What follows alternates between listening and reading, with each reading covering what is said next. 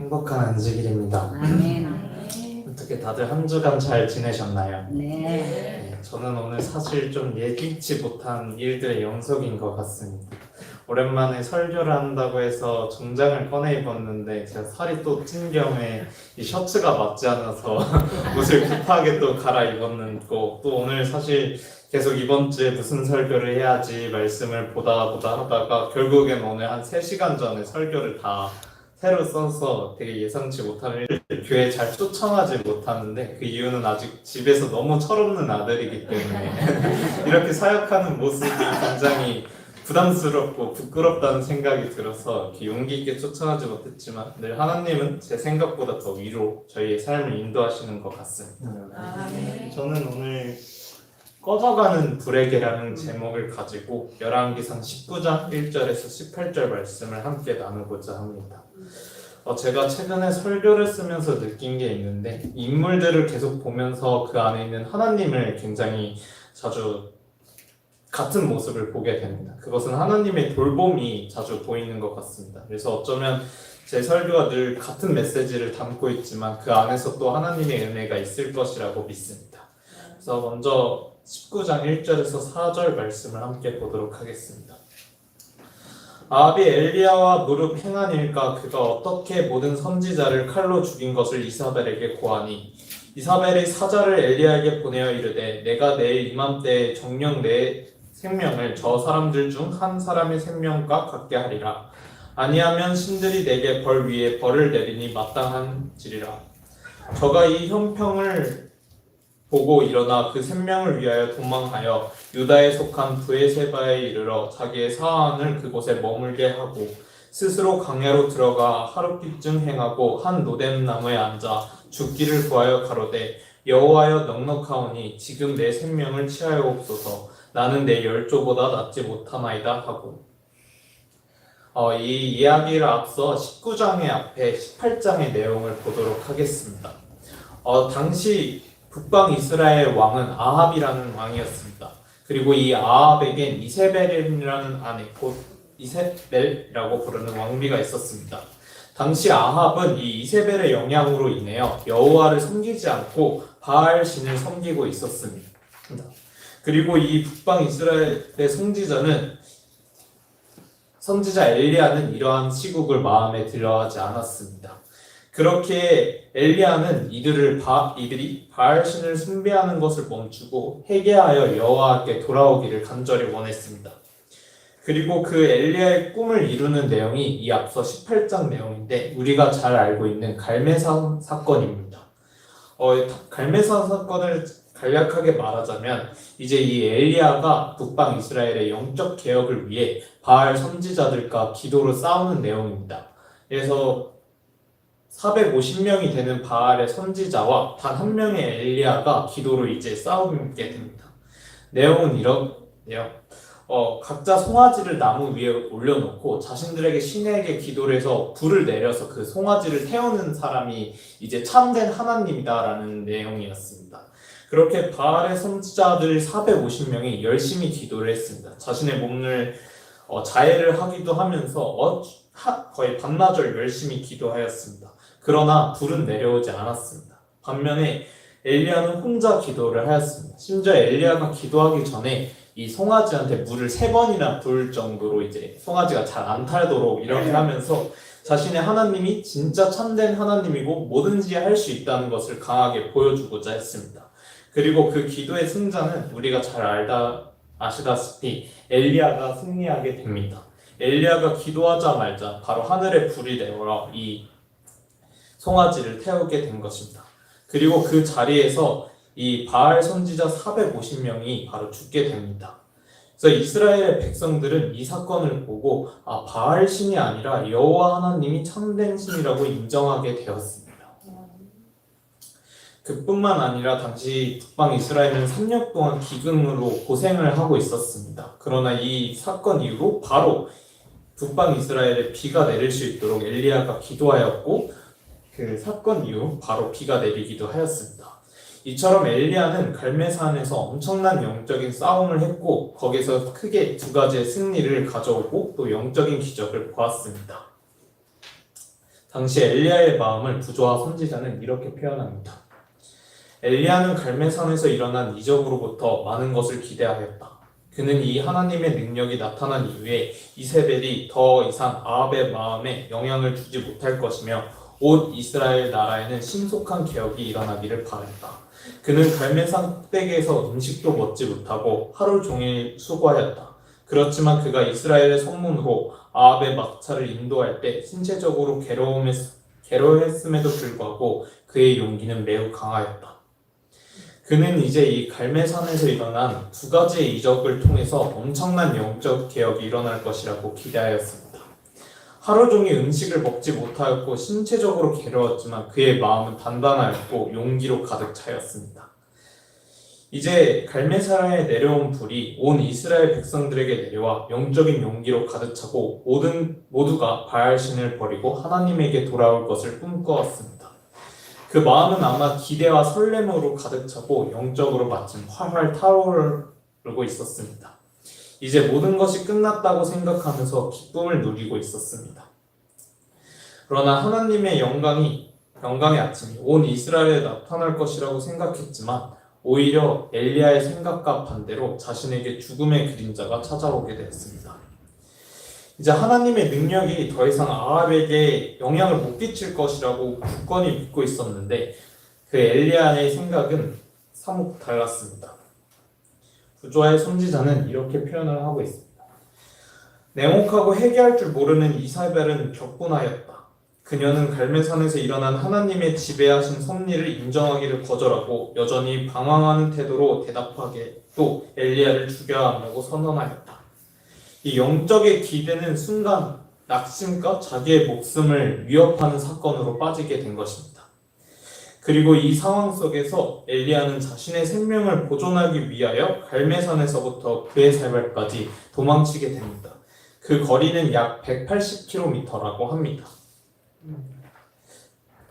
이렇게 보면 굉장히 먼 거리를 엘리야가 도망쳤다는 것을 알 수 있습니다. 이것이 단순히 멀리 갔다는 게 아니라 엘리야가 그만큼 정말 생명의 위협을 느끼고 있었다는 사실을 보여주고 있는 것 같습니다. 이 선지자는 두 번의 큰 이적을 보았습니다. 불이 하늘에서 내려오는 것과 3년 동안 비가 내리지 않았지만 비가 내리는 사건. 그리고 이것은 굉장히 큰 하나님의 승리와 이 하나님이 얼마나 대단한지 많은 증거와 축복을 보여주는 일이었습니다. 그리고 엘리야의 삶에서는 늘 이런 축복과 놀라움이 연속이었습니다. 그렇기 때문에 그는 큰 기대와 용기를 가득한 선지자였습니다. 그리고 우리가 신약에서도 알겠지만 엘리야는 후에도 엄청난 선지자로 이스라엘에 영향을 끼치는 인물이었습니다. 그러나 그도 연약한 사람이었습니다. 이제 밥도 제대로 먹지 못하고 엄청난 긴장 속에 큰 부담감을 아마 가지고 갈멜산에 있었던 것 같습니다. 그런 가운데서 승리를 맞이하였고 이제 끝났다고 생각했는데 아주 큰 위험이 자신에게 다가온 것입니다. 10절과 14절에 보면 그는 하나님께 이렇게 고백합니다. 하나님, 제가 하나님을 위해서 정말 열심히 했다고 말입니다. 그는 진짜 이 말처럼 평생을 하나님을 위해 열심히 살아왔습니다. 그런데 그 결과가 자신의 기대와 달리 안 좋은 상황으로 가게 된 것입니다. 앞서 말했듯이 신체적으로도 괴로웠고 이 마음의 부담도 큰 상태였는데 평생을 하나님을 위해 열심히 해왔던 그 결과가 자기의 목숨을 위협하는 사건으로 다가온 것입니다. 이 순간 이 엘리사는 좌절에 빠지고 낙심하게 되었습니다. 이제 선지자 엘리야는 더 이상 나아갈 힘이 없어진 것입니다. 아마 자기의 꿈이 사라졌고 이제 자기가 살지도 그리고 어떻게 살아갈지도 앞날이 캄캄하였을 것 같습니다. 그는 낙심 속에 빠지게 되었습니다. 방금 전까지는 기대와 용기를 가득 차고 하늘에서 불을 내리고 비를 내리게 했던 엘리야가 이제는 좌절과 낙심으로 가득하여 스스로 브에셀발에 있는 강에까지 도망가게 된 것입니다. 그리고 이제는 더 이상 할 수 없기에 또한 하고 싶지 않기에 이 상황이 너무 힘들고 괴롭기에 그는 하나님께서 자기를 죽여달라고 간구까지 합니다. 여기 선지자 왕의 글을 하나 더 읽어드리겠습니다. 모든 사람의 경험 가운데는 통렬한 실망과 낙담의 때가 곧 슬픈 운명에 처하여 하나님께서 여전히 이 세상에 태어난 당신의 자녀들을 보호하신다는 사실을 믿기 어려운 날들, 고통이 영혼을 괴롭혀 마침내 죽는 것이 사는 것보다 나은 것처럼 보이는 날들이 이르러 온다. 이럴 때 많은 사람들은 하나님께 대한 그들의 신앙을 잃어버리고 의심의 노예가 되고 불신의 속박에 얽매인다. 우리는 살아가다 보면은 굉장히 큰 고통과 통렬한 낙심을 만날 때가 많습니다. 자신이 아무리 열심히 해도 해결할 수 없는 상황을 맞이할 때도 있고, 자신의 기대와 달리 상황이 흘러갈 때도 있으며, 자신의 온 힘을 부었지만 아무런 일이 일어나지 않을 때도 있습니다. 영적인 대승리를 경험하고 대단한 선지자의 엘리야는 이러한 상황 속에서 그 낙심과 슬픔에 사무쳐 자신이 살아가는 것보다 이제 죽는 것이 낫다고 생각한 것입니다. 그는 더 이상 이 삶의 희망을 아예 잃어버린 것 같습니다. 저희 역시 영적으로 이제 승리하고 영적인 경험을 할 때가 참 많을 것 같습니다. 그러나 우리가 그러한 일을 하여도 때로는 쓰러지고 이처럼 낙심하고 낙담할 때도 또 있는 것 같습니다. 하지만 이렇게 낙심하고 좌절이 되는 순간이었어도 엘리야가 도망가는 것은 하나님의 뜻이 아니었습니다. 하늘에서 비가 쏟아지고 사방은 어두웠다. 3년 전에 하나님께서 이세벨의 증오와 아합의 수색에 피할 장소를 지시하여 주셨다는 사실을 잊어버리고 선지자는 이제 생명을 보존하기 위하여 도망하였다. 브레세바에 이르러 그는 자기의 사안을 그곳에 머물게 하고 스스로 강야로 들어가 하룻밤쯤 행하였다. 사실 이 엘리야가 도망칠 길은 브레세바이 아닌 다른 곳이 있었습니다. 그러나 당시 너무 큰 공포감과 낙심에 인하여 하나님이 미리 준비한 이 길을 잊어버린 것이었습니다. 그렇게 그는 3년 전 하나님께서 준비해 주신 길을 잊어버리고 브레세바까지, 그러니까 곧 엘리야가 있어야 할 곳이 아닌 다른 곳으로 가게 된 것입니다. 다음 선지자의 글을 또 읽어드리겠습니다. 엘리야는 그가 맡은 의무의 자리에 도망하지 말아야 하였다. 하나님께서는 그를 보호하여 주시기를 호소하면서 이세벨의 위험을 진명하여 하였다. 만일 엘리야가 그가 있던 곳에 그대로 머물러 있으면서 하나님의 그의 피난처를 힘을 삼고 진리를 위해 굳게 섰더라면 그는 해를 받지 않고 보호함을 받았을 것이다. 여호와께서는 이세벨에게 당신의 형벌을 내리심으로 엘리야에게 또 다른 놀라운 승리를 주셨을 것이며 왕과 백성들에게 끼친 감명으로 큰 개혁을 이루어졌을 것이다. 물론 바로 이 순간 엘리야가 그 낙심한 순간을 견뎠었더라면 하나님께서 그 순간을 통해 큰 일을 이룰 것이라고 이야기하고 있습니다. 하지만 엘리야는 자신의 눈앞에 있는 낙심과 걱정을 통하여 그 길을 보지 못하고 다른 길을 선택하게 된 것입니다. 이처럼 엘리야가 그 자리에 있었다면 무섭고 영적으로 더 이상 할 힘이 없었더라도 하나님을 통해서 분명히 이겨낼 수 있었을 것입니다. 그리고 자신이 그렇도록 바라던 개혁을 맞이할 수 있었을 것입니다. 이러한 상황에서 사실 하나님께서는 엘리야를 책망하실 수 있었습니다. 내가 너한테 그토록 많은 것을 보아주었고 내가 너를 그렇게 돌봤는데 왜 나를 믿지 못하고 브에셀갈로 도망가냐고 말입니다. 하지만 우리가 아는 하나님께서는 엘리야에게 책망과 채찍이 아닌 다음과 같이 하십니다. 노뎀나무에 누워 자더니 천사가 어루어 만지며 이르되 일어나서 먹으라 하는지라. 본즉 머리맡에 숯불에 구운 떡과 한 병 물이 있더라. 이에 먹고 마시고 다시 누웠더니 여호와의 사자가 또다시 와서 어루어 만지며 이르되 일어나서 먹으라. 네가 길을 이기지 못할까 하노라 하는지라. 이에 일어나 먹고 마시고 그 식물의 힘을 의지하여 40주 40야를 행하여 하나님 산 호렙에 이르리라. 이 호렙은 우리 굉장히 영적으로도 의미 있는 곳까지 엘리야가 가게 됩니다. 앞서 말했듯이 하나님은 챗만과 채찍으로 엘리야를 대하는 것이 아니라 구운 떡과 물을 가지고 가며 엘리야에게 건네줍니다. 우리가 굉장히 크게 낙심하고 힘든 상황 속에 오히려 하나님은 뭐 다시 큰 꿈을 주거나 그를 더 채찍질해서 일으키는 것이 아니라 굉장히 어머니의 마음으로 부드러운 마음으로 떡과 물 한 병을 주었습니다. 제가 이 군대에 와서 항상 어머니께서 뭐를 이렇게 챙겨주는 걸 되게 좋아하십니다. 그래서 사실 제가 되게 귀찮아할 때도 많지만 오늘 다시 이 설교를 하면서 그게 사실 먹을 것을 주는 게 아니라 사랑을 주시려고 하셨구나라는 걸 좀 느꼈던 것 같습니다. 하나님께서 사실 이 떡과 이 물 한 병을 주는 것은 물론 엘리야가 아무것도 먹지 못하고 브엘사벨까지 내려가서 진짜 생존을 위해서 필요한 것도 있었지만 엘리야에게 아직도 내가 너를 돌보고 있다는 사실과 그 사랑을 확인시켜주는 것이었다고 생각이 듭니다. 사실 엘리야는 그 이사벨이 자신을 죽이려고 했을 때 하나님이 자신을 돌보지 않았다고 생각했을 수도 있을 것 같습니다. 하나 이 사건을 통해서 하나님께서 자신을 돌보고 계신다는 것, 그리고 자신과 함께하고 있다는 사실을 조금이라도 기억했을 것 같습니다. 이 낙심과 좌절의 순간 죽는 게 차라리 낫다고 되는 상황이라고 생각했지만 하나님께서는 여전히 그를 돌보고 계셨습니다. 이는 우리에게도 마찬가지인 것 같습니다.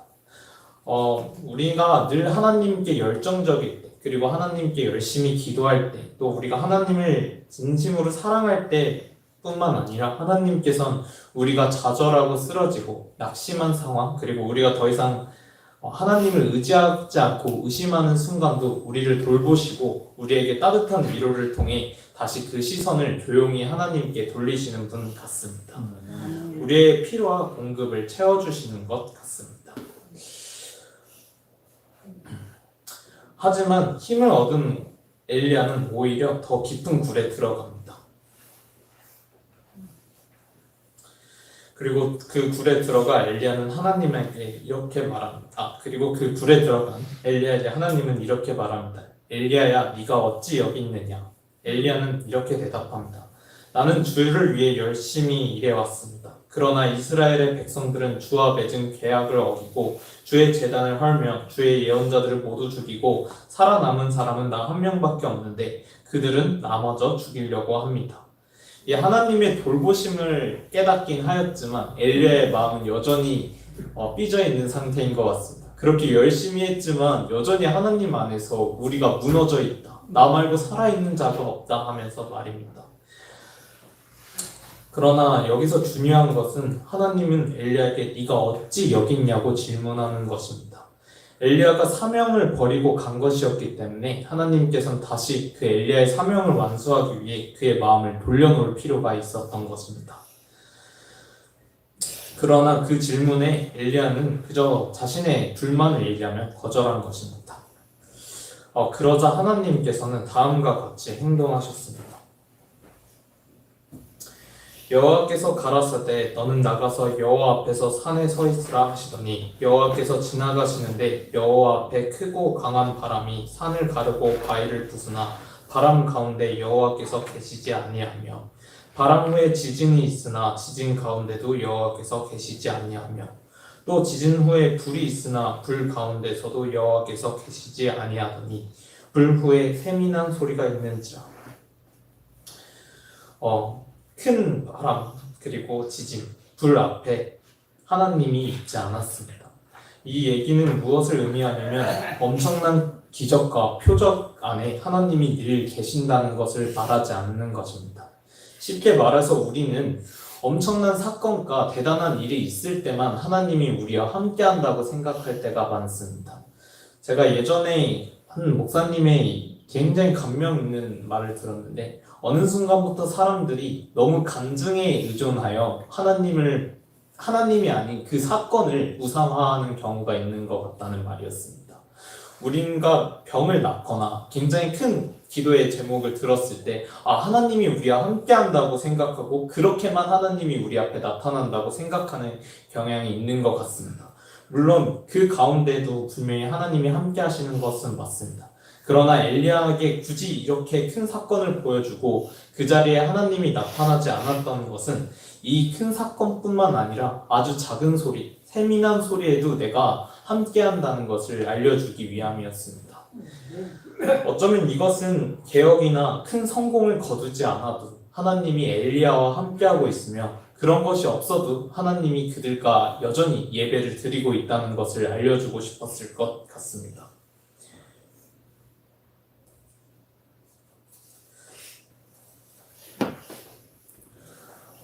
저희는 이것을 통해서 우리의 영적인 회복이 어떠한 큰 이벤트로만 이루어지지 않는다는 것을 알 수 있습니다.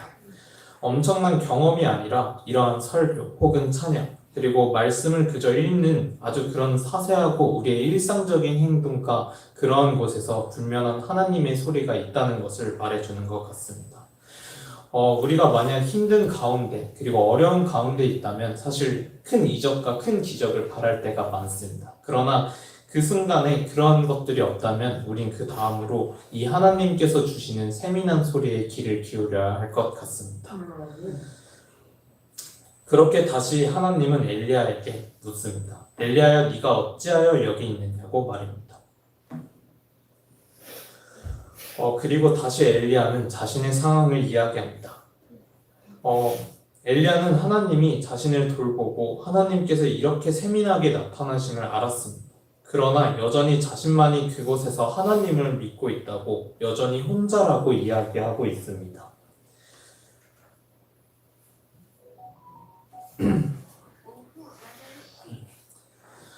많은 것들이 그를 힘들게 하였습니다. 물론 그 영적인 기적에 있었던 사건과 이사벨이 자기를 죽이는 일도 굉장히 힘들었습니다. 그러나 사실 그를 가장 힘들게 했던 것은 어쩌면 이젠 자신만이 혼자 하나님을 믿고 있다는 생각이었을지 모르겠습니다. 엘리야를 가장 괴롭게 한 것은 외로움이었을지 모르겠습니다. 그렇게 엘리야는 이 갈멜산에서 함께 이제 신앙을 하는 사람 그리고 예전처럼 하나님 안에 기쁨을 누르는 이스라엘과 공동체를 꿈꿨을지 모르겠습니다. 어디에서나 자신이 혼자 신앙을 하고 있다는 것 그리고 외롭게 있다는 것은 우리에게 큰 어려움을 줄 것 같습니다. 특히 중동 지역에 대해서 이렇게 들어보면 오직 가족들을 버리고 혼자 하나님을 믿고 그곳을 떠나는 일이 굉장히 어렵다는 고백들을 종종 듣긴 합니다. 이처럼 사실 우리가 혼자 신앙을 하고 또 모두가 하나님을 거짓된 신이라고 믿는 이 상황 속에서 진리를 추구하고 지키는 일은 굉장히 어려운 일일 것 같습니다. 그러나 이런 하나님의 불만을 토론하자 하나님은 엘리야에게 다음과 같이 말합니다. 여호와께서 그에게 이르시되 너는 내 길을 돌이켜 광야를 통하여 다메섹에 가서 이르거든 하사엘에게 기름을 부어 아랍 왕이 되게 하고 너는 또 닉십의 아들 에후에게 기름을 부어 이스라엘 왕이 되게 하고 또 아벨 물홀라 사밧의 아들 엘리사에게 기름을 부어 너를 대신하여 선지자가 되게 하라. 하사엘의 칼을 피하는 자는 에후가 죽일 것이요 에후의 칼을 피하는 자는 엘리사가 죽일지라.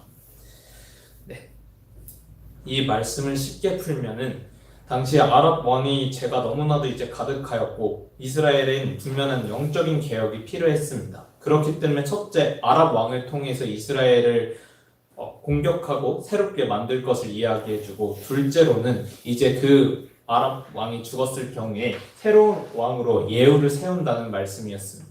그리고 늘 혼자 선지자로서 무거운 책임을 지던 그에게 제자를 주면서 다음 세대와 또 함께 일할 자를 알려주시는 부분입니다.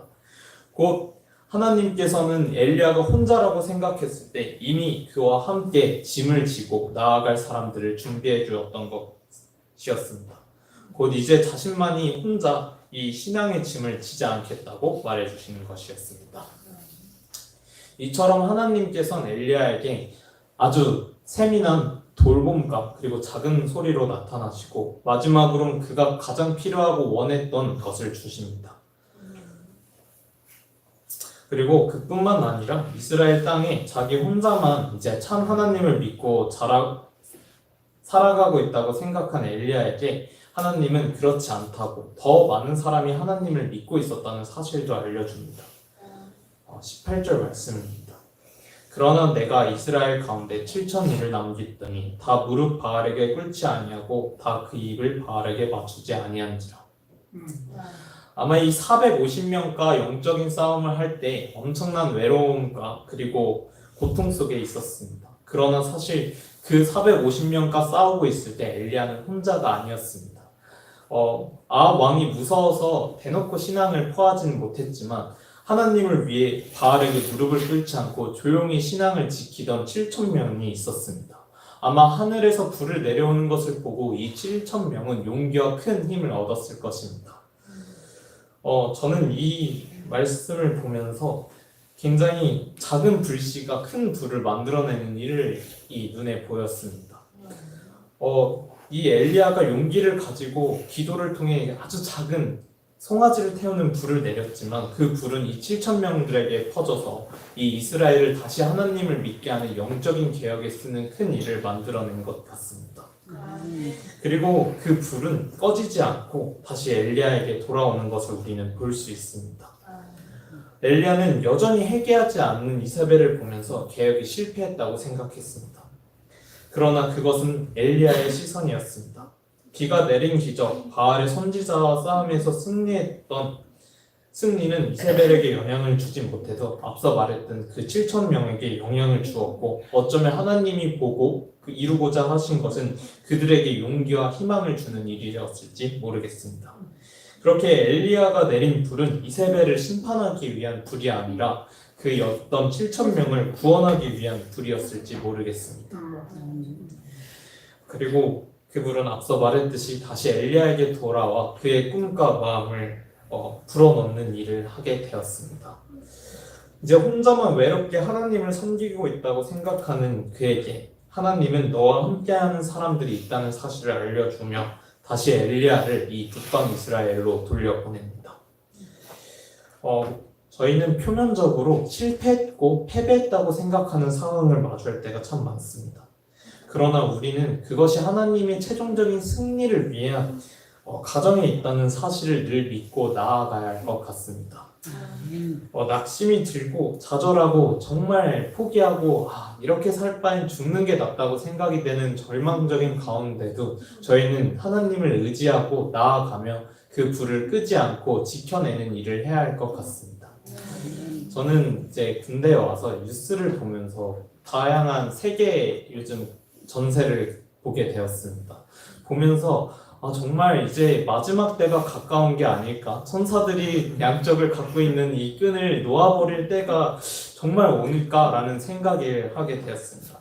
그래서 때로는 그것에서 큰 두려움이 느껴지기도 하고 내가 그 상황에서 다시금 신앙을 지킬 수 있을까라는 생각을 하게 되었습니다.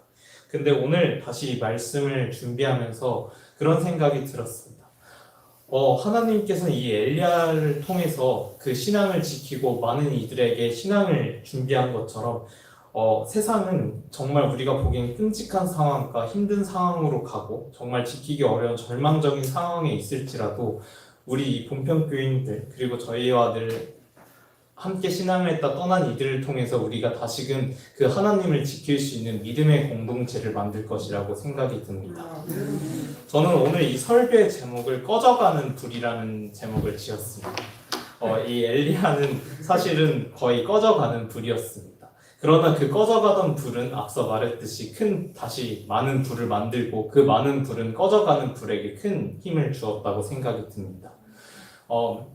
과거에는 본평교회에 엄청난 부흥과 영적인 일들이 많이 일어났다는 것을 중학교 때 들었던 것 같습니다. 그러나 시간이 지나고 저희가 이제는 조금의 부흥이 좀 하고 영적인 경험들이 이제는 추억으로 남아있다고 생각이 듭니다. 그러나 여전히 저희를 통해서 하나님께서 일하고 계시며 그 불은 꺼지지 않았다고 저는 생각이 듭니다.